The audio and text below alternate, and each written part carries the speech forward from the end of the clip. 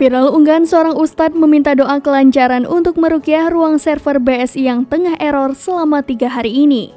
Melalui unggahan yang diupload oleh pengguna akun Instagram itu, tampak seorang ustadz menampilkan fotonya bersama rekannya yang lain saat hendak meruqyah ruang server BSI. Tak pelak, postingan itu pun memancing beragam respon netizen yang menyaksikan hal nyeleneh itu.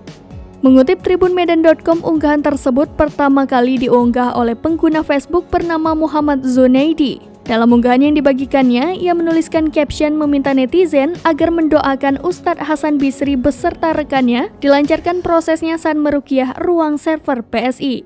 Kemudian, unggahan tersebut pun diunggah kembali oleh pengguna akun Instagram @ekokuntadi. Eko justru menuliskan caption yang mempertanyakan mengenai praktek ruqyah untuk handphone yang rusak.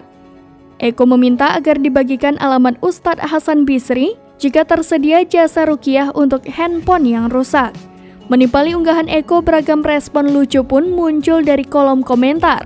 Ada yang mengeluhkan aplikasi Instagramnya tidak bisa di dark mode lagi setelah aplikasinya diupdate, sehingga ia meminta aplikasi Instagram miliknya juga sekalian diruqyah.